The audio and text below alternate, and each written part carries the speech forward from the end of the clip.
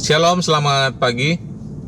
Pagi ini saya akan sampaikan sedikit renungan yang saya ambil ayatnya dari kitab 2 Samuel 10, ayat yang pertama sampai ayat yang ketiga. Sesudah itu matilah Raja Bani Amon, dan Hanun anaknya menjadi raja menggantikan dia. Lalu berkatalah Daud, "Aku akan menunjukkan persahabatan kepada Hanun bin Nahas, sama seperti ayahnya telah menunjukkan persahabatan kepadaku." Sebab itu Daud menyuruh menyampaikan pesan turut berduka cita kepadanya dengan perantaraan pegawai-pegawainya karena kematian ayahnya.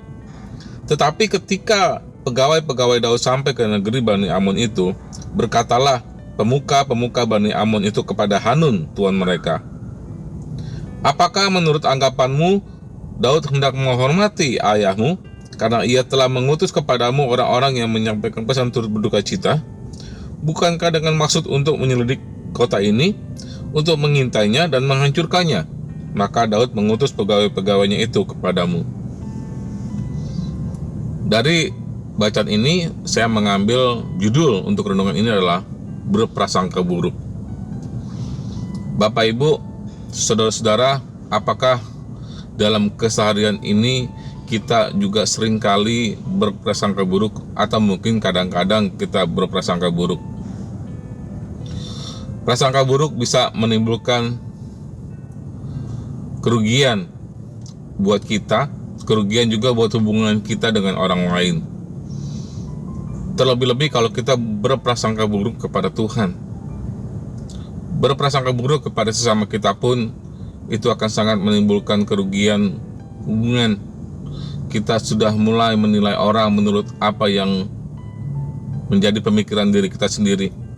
Kita tidak pernah memberikan kesempatan untuk hal-hal baik yang dilakukan oleh orang tersebut kepada kita. Prasangka buruk bisa menimbulkan kebencian. Kalau sudah menjadi kebencian, maka kita akan selalu menilai buruk orang-orang yang melakukan kebaikan kepada kita. Tidak akan ada hal-hal baik yang kita lihat daripada orang tersebut. Bagaimana cara kita mengatasi prasangka buruk? Yang pertama, taruh di hati kita hal-hal baik tentang orang tersebut. Bukan hanya di pikiran, tapi di hati kita. Kemudian kita bawa semua itu kepada Tuhan. Kita minta pimpinan Roh Kudus untuk kita bisa menimbang-nimbang apa yang menjadi pemikiran kita terhadap orang-orang yang kita sangkakan buruk, apakah itu benar atau tidak. Selanjutnya kita bisa konfirmasikan ke orang tersebut secara langsung. Apalagi kalau kita mendengar berita-berita yang tidak baik tentang orang tersebut dari orang-orang lain, hanya kita mendengar saja. Nah, kita harus mengkonfirmasikan, kita ajak bicara orang tersebut, kita langsung bicara dengan orangnya. Jadi kita dapat memastikan bahwa apa yang kita dengar itu benar atau tidak.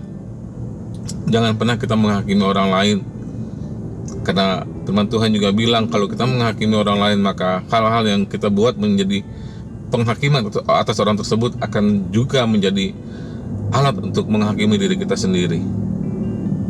Bapak Ibu, saudara-saudara sekalian, mari kita tinggalkan kebiasaan kita. Kalau mungkin dulu kita pernah berprasangka buruk atau mudah berprasangka buruk, mari kita pulihkan diri kita minta pengampunan kepada Tuhan, dan kita akan berusaha untuk tetap menjalin hubungan baik dengan siapapun, terutama juga hubungan kita dengan Tuhan.